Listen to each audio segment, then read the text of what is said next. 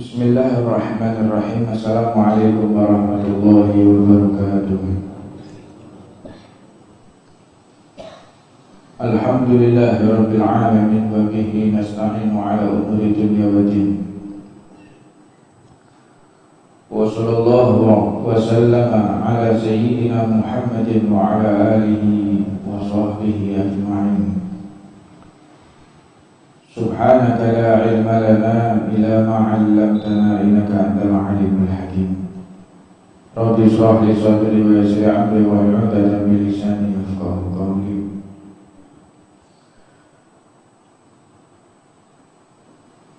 Qala radhiyallahu ta'ala anhu wa nafa'ana Allahu bi ulumihi.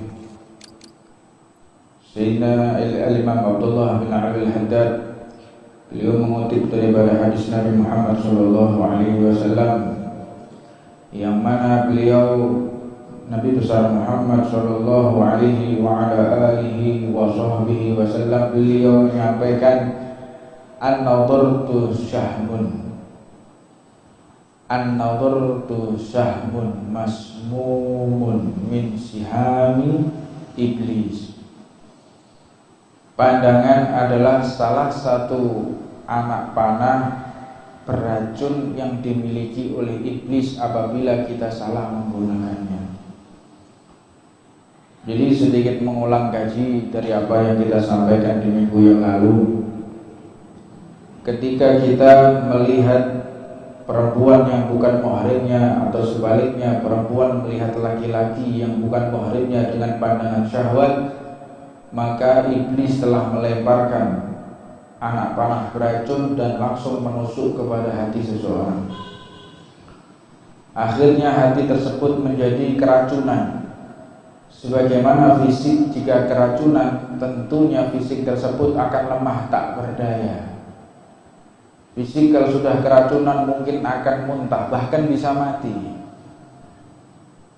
Begitu juga dengan pandangan kita kepada sesuatu yang tidak diridhoi oleh Allah.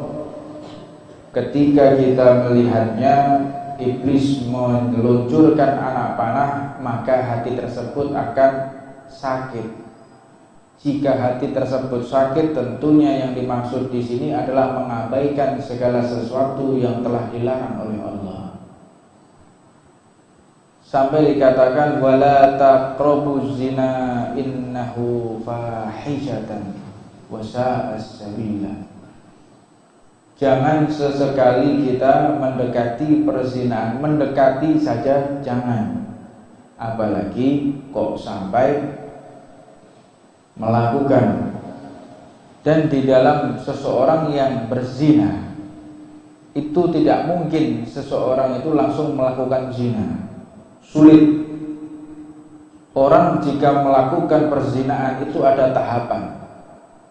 Yang pertama adalah tentunya adalah nazar, melihat. Lihat dulu. Lihat.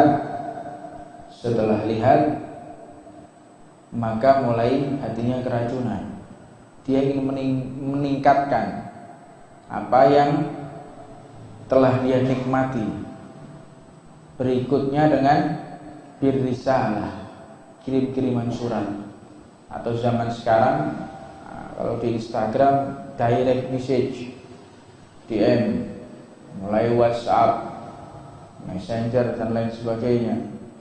Mulai risalah, kirim-kiriman surat.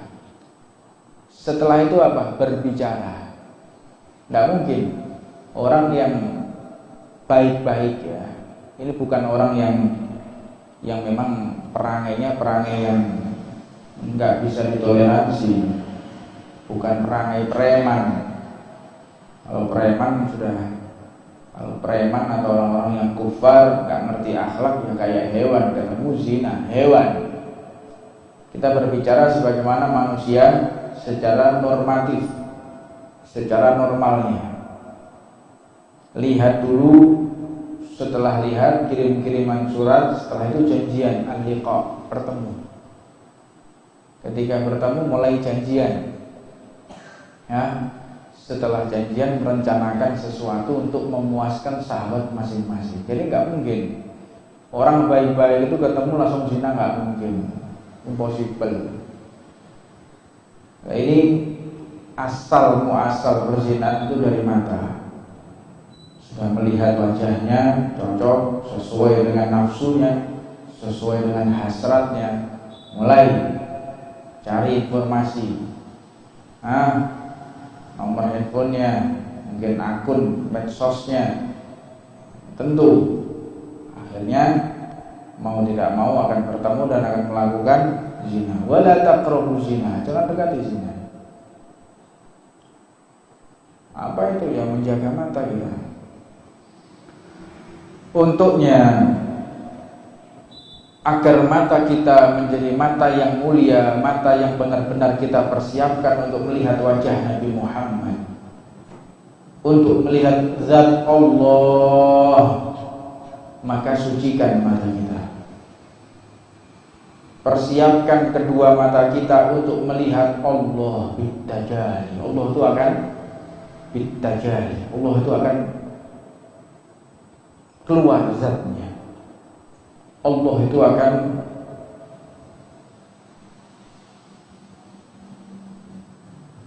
menampakkan wujudnya. Allah akan menampakkan wujudnya, dan itu adalah paling tingginya kenikmatan. Kenikmatan surga apapun tidak sebanding dengan melihat Allah. Mana mungkin jika mata kita kotor, mata kita jarang untuk menangis di malam hari, jarang melihat Al-Quran, atau bahkan justru melihat maksiat, melihat yang dilarang oleh Allah. Mana mungkin mata kita diizinkan melihat Allah. Dan di antara kenikmatan melihat Allah adalah melihat Nabi Muhammad SAW, bertemu dengan Rasulullah, melihat wajah Nabi Muhammad. Untuknya persiapkan mata kita mulai sekarang. Mata kita benar-benar persiapkan, sucikan mata kita untuk nantinya melihat Allah dan melihat Nabi besar Muhammad Sallallahu Alaihi Wasallam. Maka penjagaan mata ini penting, dan yang paling bisa menjaga mata yaitu dengan menikah. Orang kalau sudah menikah, maka syahwat tersebut akan tersalurkan, maka dia bisa mengendalikan nafsunya, dan setelah itu dia akan mulai melatih kesabarannya. Maka dikatakan sebaik-baik laki-laki adalah laki-laki yang bisa sabar dengan perempuan, menunaikan hak-hak mereka, memberikan nafkah kepada mereka. Ini merupakan satu bentuk pahala. Jangan dikira kita menafkahi istri tidak ada pahalanya. Ada di sisi Allah Subhanahu wa ta'ala. Maka ketika kita mencari nafkah dengan cara yang halal untuk menafkahi istri, tentunya kita menanamkan bibit-bibit yang baik kepada istri. Kita makan dari makanan yang halal, buah dihalalkan oleh Allah. Begitu juga dengan cara membelinya harus dengan cara yang halal. Apa yang dimaksud? Cara mencari uangnya dengan cara yang halal. Dan ditambahkan lagi, bagaimana lebih halal lagi, adakan ijab qabul ketika jual beli. Jual beli di babul ba', ya. Di kitab selanjutnya yang akan kita bahas dalam kitabnya Busrul Karim, atau nanti di bab Taqridatus Sadidah, itu kita akan definisikan di masalah bab cara jual beli. Apa itu jual beli secara lughatan, secara syara'an, bagaimana rukunnya jual beli, bagaimana transaksi jual beli ketika tidak berjumpa dengan barangnya, atau bagaimana menjadi barang ganda. Itu nanti kita nggak akan berpanjang-panjang bagaimana mendefinisikan dengan mendalam apa itu jual beli. Walhasil, ketika seseorang melaksanakan jual beli ini harus menggunakan transaksi yang telah ditentukan oleh Allah. Maka jual beli tersebut menjadi sah, makanan tersebut menjadi berkah. Akhirnya makanan tersebut kita bawa pulang, kita makan, kita mungkin belanja di supermarket, belanja di pasar, beli daging, beli sayuran, beli bahan-bahan makanan.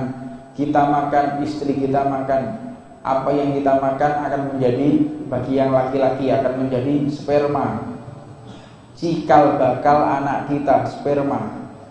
Kalau sudah kita salah mencari nafkah, salah memasukkan makanan ke dalam perut, sperma kita terbuat dari sesuatu yang tidak diridhoi oleh Allah, kita berarti sudah memiliki bibit yang tidak baik. Mana mungkin kita akan memiliki anak yang soleh jika cikal bakalnya dari zat, dari makanan, dari bibit yang tidak diridhoi oleh Allah. Tidak mungkin. Dan tidak perlu kita khawatir masa depan anak kita, akhlak anak kita, bagaimana jodoh anak kita. Nggak perlu khawatir jika kita sudah menjaga cara menafkahi, sudah menjaga bagaimana cara mencari, maka tidak ada satupun yang harus kita khawatirkan. Insya Allah Allah akan menepati janjinya. Untuknya kita benar-benar memohon kepada Allah. Di dalam doa kan sering kita baca ya Allah. Di dalam doanya wirid Al-Imam Nawawi, ya Allah, luaskan rezekiku. Apabila di langit turunkanlah, apabila di bawah bumi maka keluarkanlah, apabila jauh maka dekatkanlah, apabila sedikit maka luaskanlah, apabila haram halalkanlah ya Allah. Apabila rezeki tersebut haram cara kita mencari, maupun zat yang kadang kita tidak bisa menguasai diri, mohon kau halalkan ya Allah. Ini penting doa tersebut, karena bibit yang akan kita tanam adalah bibit nantinya yang akan kita rasakan. Kita tanam pohon, pohonnya pohon yang tandus, pohon di tanah yang tandus, sulit. Maknanya apa? Yaitu adalah istri. Makanya ketika kita mencari istri, istri yang subur, bukan yang subur itu yang bisa cepat hamil, tidak. Yang subur itu maknanya istri dari turunan orang yang baik, istri dari akhlaknya yang baik, yang agamanya baik, dari golongan orang yang baik pula.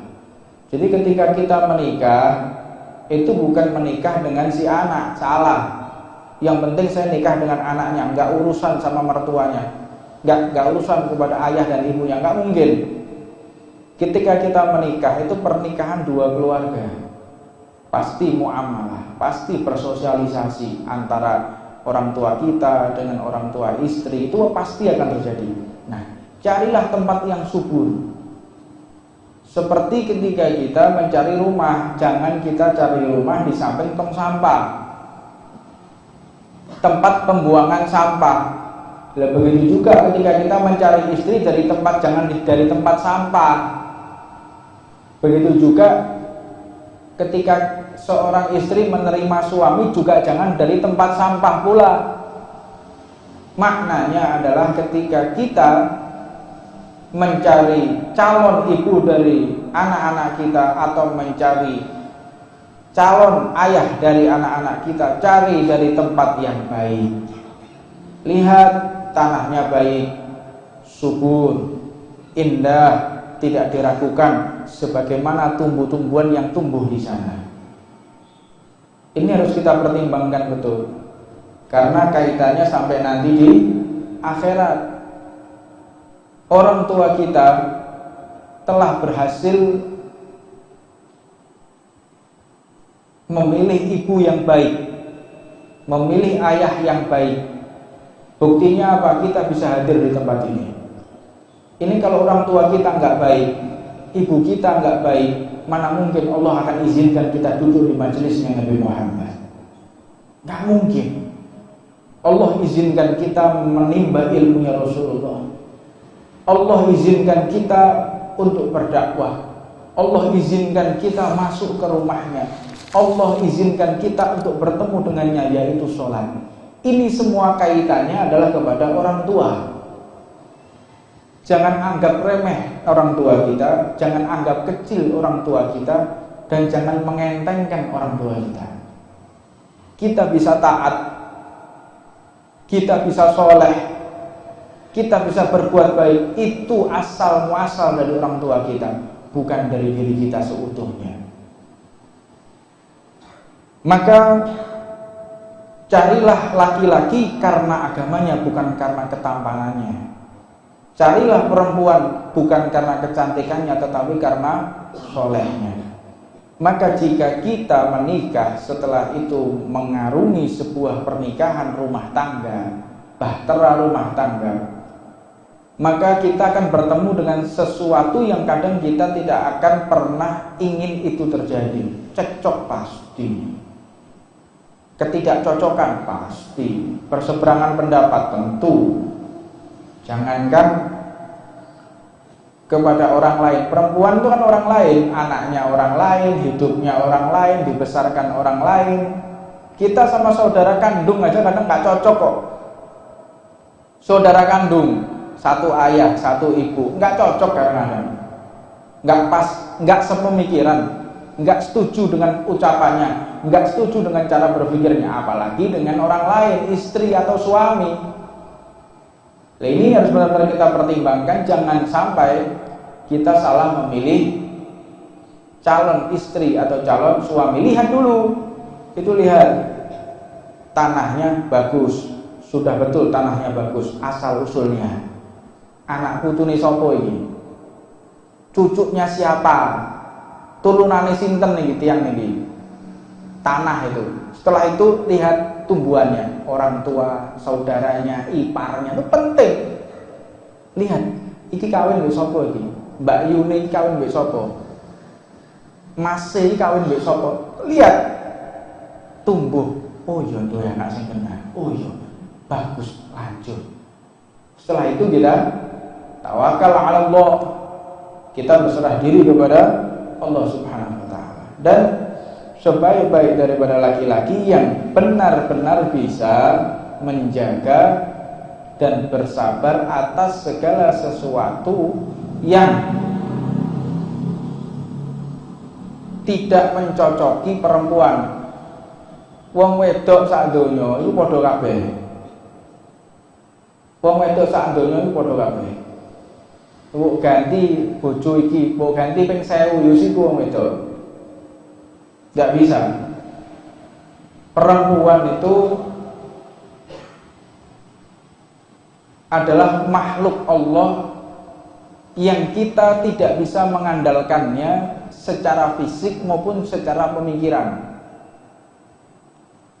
Lek memang wong wedok itu bisa berpikir benar dan bisa bertindak benar, Nabi itu juga nanti akan ada perempuan. Kenapa Nabi itu tidak ada yang perempuan?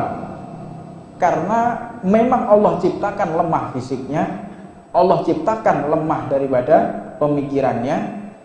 Allah hanya sediakan perasaannya yang sangat tajam sekali. Perasaan.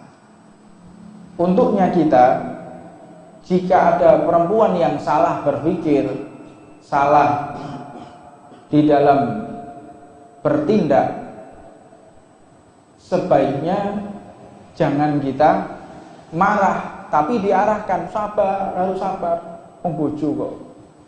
Suami itu pasti murabinya siapa? Murabinya sang istri. Ojo salah kowe tuturi pisan pindho ora kenek. Balik nang wong tuwamu ya. Ana lha apa kaya ngono iki? Kowe ya ndak perlu kayak gitu ya. Ini laki-laki yang kayak begitu tuh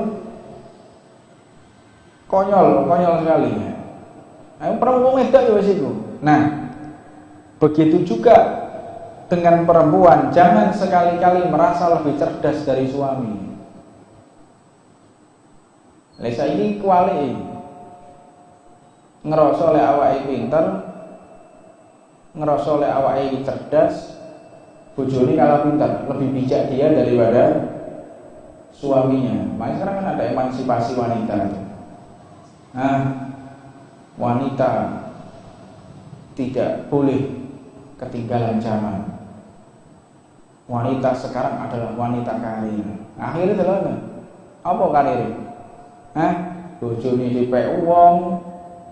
Lihat coba wanita karir yang rumah tangganya sehat tuh mana? Ya, kalau ada wanita karir rumah tangganya sehat mana? Mana ada? Ada. Orang no rumah tangganya baik-baik saja tanpa ada problem, tidak ada. Kau no, saya belum pernah lihat wanita karir. Lah kalau seorang istri yang pekerjaannya ngajar, ya ngajar itu wanita karir terus. Ngajar itu pengabdian, mengabdi kepada masyarakat, mengabdi kepada anak bangsa. Istri saya wanita karir, kok iya? Kok bisa? Ya, istri saya guru, ya balel mulai balel meneh berarti. Dosen, guru itu wanita karir itu. Wanita karir ini maksud orang yang bekerja di struktural pemerintahan, yang dia memiliki jabatan, yang pada akhirnya dia mengabaikan kepentingan suami. Saya mau tahu satu saja orang, ayo uji reputasikan. Saya lebih percaya Allah dan Nabi Muhammad daripada ucapan atau bualan mereka. Tidak bisa itu keluar dari kodrat ketentuan Allah Subhanahu wa taala. Lek bojone sing gak kena yo anake sing gak kena. Sunatullah itu nggak bisa itu. Orang menghalangi nggak bisa. Lek rumah tangganya berantakan, suaminya selingkuh. Sunatullah, ketentuan kepastian Allah ini. Jadi tidak ada yang namanya kebaikan di dalam kepemimpinan yang dipimpin oleh perempuan. Tak bisa, perempuan nggak bisa memimpin, tak bisa. Ar-rijalu qawwamu 'alan nisa. Laki-laki itu pasti menjadi pemimpin di atasnya, tidak bisa. Rumah tangga kalau sudah dipimpin perempuan bubar, Pak.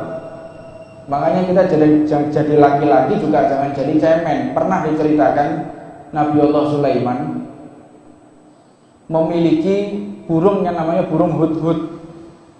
Lek cara kene kok burung garuda. Burung garuda ya burung hudhud. Ya, ilmu gathuk iki ditok-tokno dhewe. Oh, burung garuda ternyata itu burung hudhud yang dimiliki Nabi Sulaiman. Ini ilmu gathuk iki, modalile memang dia gak ngerti. Wis susun udan. Burung hudhud ini memiliki mata yang sangat tajam yang bisa melihat dan bisa diajak komunikasi oleh Nabi Allah Sulaiman.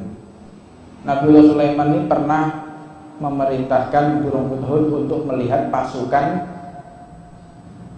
yang akan diajak berperang karena kezalimannya. Lihat burung hudhud, lihat kawasan tersebut, berapa jumlah laki-laki yang kuat, laki-lakinya berapa orang sekeliling oleh burung hudhud ini. Jalan mana-mana, kembali. Gimana? Enggak ada satupun laki-laki di penduduk tersebut. Semuanya perempuan. Gharib, aneh. Ini ajaib ini. Nah, aneh. Ajaib.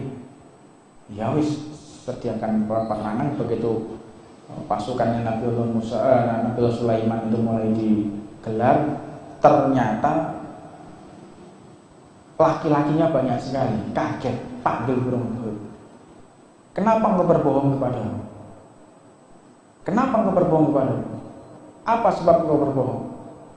Aku tidak berbohong. Lah itu bukannya laki-laki. Ya, dia fisiknya laki-laki, cuman bencong kabeh. Loh, apa maksudmu? Mereka itu laki-laki tapi dipimpin oleh perempuan. Paham? Jadi menentukan sesuatu, saya tak kondo bojoku dhisik, iki wedok itu lanang. Apa itu? Apa lapo-lapo? Sebentar ya, saya tak izin istri saya. Apa iki tuh wong lanang iki bencong iki. Wong lanang itu tidak boleh dipimpin oleh istri, dan istri yang dikutuk oleh Allah yang bisa menekukkan lutut suaminya. Ojo bangga lho di wong wedok. Lek bojoku kawani mbek aku. Aku wis kadung mencurang, wis gak wani metu teko omah. Aku wis kadung ngono tok wae, wis gak wani gak iso turu bojoku. Ora wani mbek aku. Wong wedok koyo ngene iki kok bangga. Ya, ada perempuan yang seperti ini kok bangga. Anda telah bangga atas kutukan Allah yang tersematkan kepada perempuan yang seperti itu. Saelek-elek wong wedok itu, sejelek-jeleknya perempuan yang bisa membuat suaminya bertekuk lutut kepadanya, dan sebaik-baik perempuan yang menjadikan suami layaknya seperti singa. Bojo itu dadekno koyo macan itu lek mlaku kalem. Macan itu lek mlaku kalem, lek turu yo kalem, tapi diwedeni. Aja koyo kirik, ngerti kirik wae. Aku ngapunten koyo asu. Wong lanang aja koyo asu, dadi yo macan. Asu iku masih jenggunge buwanter. Karena wong wedi, sawati watu ta, Bang. Wong lanang niku ngono, gak usah kakek ngomong. Kita menjadi wibawa dan menjadi ditakuti itu bukan kita berbicara lantang dan keras, tidak, salah. Kita menjadi orang yang ditakuti, berwibawa, dicintai, bahkan orang bisa nurut dengan kita, keluarga bisa nurut dengan kita. Itu bukan karena teriakan kita yang keras, bukan suara kita yang nyaring, tetapi karena kewibawaan. Macan ngono. Wah, bengak ngono, ono macan koyo ngene kok. Ka ono, kalem macan. Mlaku ditoto, delok. Mlaku ditoto macan. Pelan, nek turu enak. Senyap. Ngono. Dadi wong lanang ya kayak macan, cok bengak. Dan penting juga kita sebagai laki-laki jangan sekali-kali curhat kepada keluarga, baik itu anak, baik itu istri, masalah kesulitan mencari rezeki. Paham? Pikirkan, catat baik-baik. Kita kalau sudah menjadi kepala rumah tangga, jangan menceritakan kesusahan di luar masuk ke dalam. Ini yang mencontohkan Rasulullah. Nabi Muhammad itu panglima perang, menghadapi musuh, angkat senjata, bertemu, fight, berhadap-hadapan dengan orang-orang kafir, angkat senjata, mubarozah, lawan satu, musuh satu, pedang diangkat, dicaci maki, tapi tidak sekalipun Rasulullah berkeluh kesah atas kesulitan yang beliau alami di luar rumah. Allahumma sholli ala sayyidina Muhammad. Dan jangan berharap kepada keluarga. Terus saya mau cerita nih, aku ini susah kok boleh rezeki. Susahnya saya itu mencari rezeki, sulitnya. Terus keluarga akan mengapresiasi? Tidak akan. Tidak akan. Keluarga itu tahu. Anak istri itu tahu betapa susahnya seorang bapak mencari rezeki. Tahu, gak usah cerita nih. Gak perlu kita cerita. Saya tuh ngadepi orang ini, gak perlu. Justru malah nggak dihargai. Kepala rumah tangga yang seperti itu menang, hanya meneteskan air mata. Udah katakan meneteskan air mata, diem, menang. Gak perlu nyanyi, gak perlu. Kemudian bojo geremengi, ora penting ini. Ini banyak keluh kesah terjadi percecokan di rumah tangga itu karena kepala rumah tangganya sering wadul lebih bojone. Enggak lewis bojone gak kuat ngomong mbek anake. Wis biasa koyo ngono, ruwet-ruwete rumah tangga koyo ngono.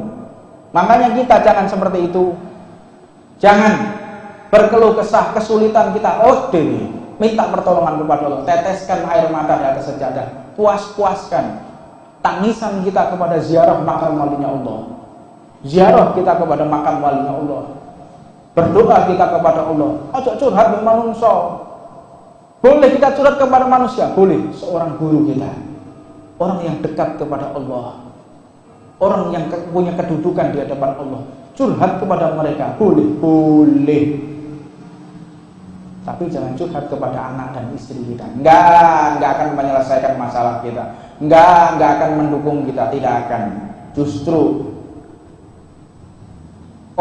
Justru istri kita, justru anak kita tambah tidak simpatik kepada kita. Semakin kita bisa menyimpan kesulitan-kesulitan kita di luar, maka Allah akan berikan cinta itu tumbuh di dalam anak dan istri kita. Tapi lewat semua umbar, makanya jangan jadi anjing, jadi macan. Macan boleh lesu, ngerentok. Makanya ojo bugah macan. Ono tariane ya, ojo bugah macan lesu, ya.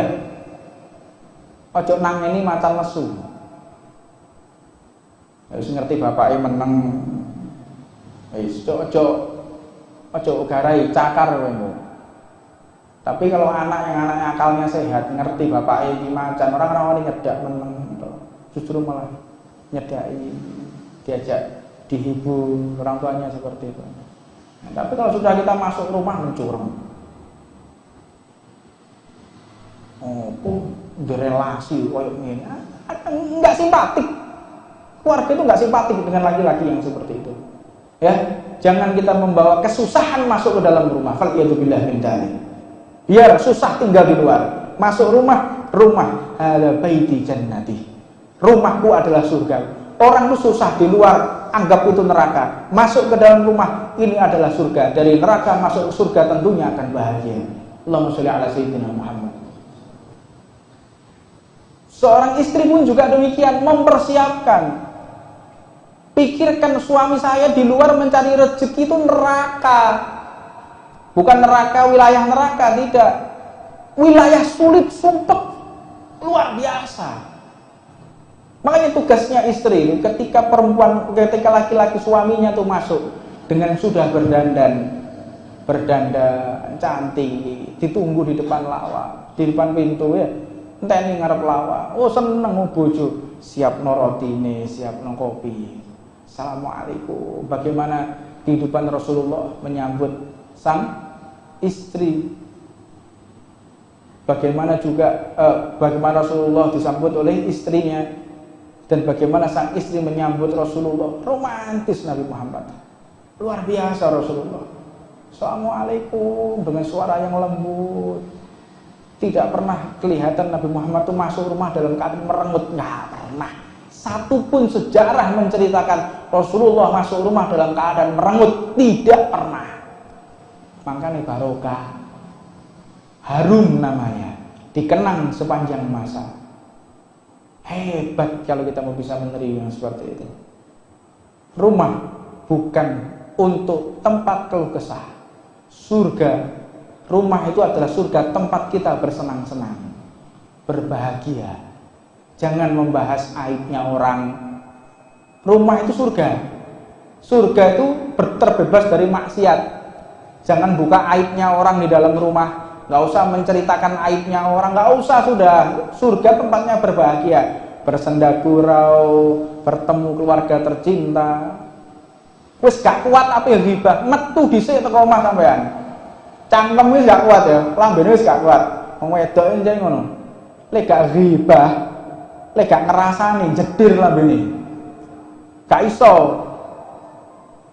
Mudah-mudahan perempuan-perempuan kita nggak semacam seperti itu. Gak kuat wis, wong wedok wis wong wedok. Wis. Gak kuat.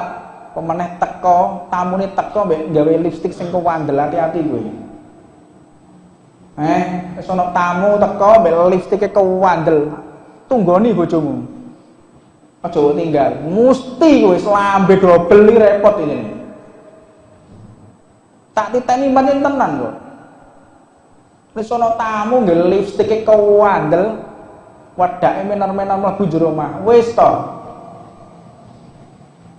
Ini penelitian saya ya, nggak tahu nih penelitian sampean mungkin siji. Tapi saya lihat mungkin di sohib yang lain, teman-teman yang lain ya podo kabeh, tak cek lho. Ono gak tamune mak anem sing model kowe ngene ono gak? Iya, podo ae kowe. Gak temune Malang, gak tau Surabaya. Temune Jakarta, itu podo kabeh. Tapi lek sing teko gawe kudung sederhana. Assalamualaikum ning nggo Quran. Wah, seneng ya. Mudah-mudahan wong iki krungu sing ngrungokno iki bisa. Kowe ora usah rasan-rasan, ora usah jero. Barokahnya itu yang diambil oleh Allah, barokahnya rezeki, barokah kebahagiaan akan diambil oleh Allah Subhanahu wa taala. Walhasil penting sekali kita semuanya untuk melihat kehidupan Rasulullah, kita implementasikan, kita terapkan, kita aplikasikan di dalam kehidupan kita sehari. Aman rumah tangga kita, aman, selamat, sejahtera, bahagia rumah tangga kita. Rasulullah nggak pernah marah, Rasulullah nggak pernah curhat, hanya menangis. Terus menangis, bojone ngerti, sebagaimana Sayyidina Khadijah Al-Kubra. Rasulullah menangis. Kenapa engkau? Dipaksa harus berbicara. Jadi Rasulullah gak tahu mlebu jero omah langsung wadon, ora ono kaya ngene iku, untuk wong lanang iku. Jadi singa, jangan jadi anjing, ya.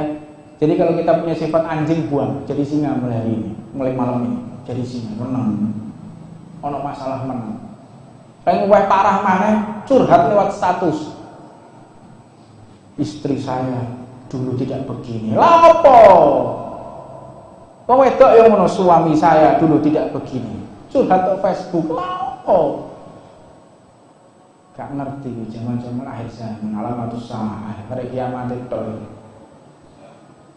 Ya mudah-mudahan Allah Subhanahu wa taala memperbaiki kondisi ekonomi kita, rumah tangga kita, segala sesuatu keburukan kita diberikan hidayah oleh Allah. Mudah-mudahan segala kesedihan kita diganti dengan kebahagiaan oleh Allah Subhanahu wa taala. Rabbana atina fid dunya hasanah wa fil akhirati hasanah wa qina adzabannar wa 'allam man wasidna hibban sulkan fil alamin wa ta'ala bil Fatiha. Rahmanir Rahim maliki yaumiddin. Wa maghdubi 'alaihim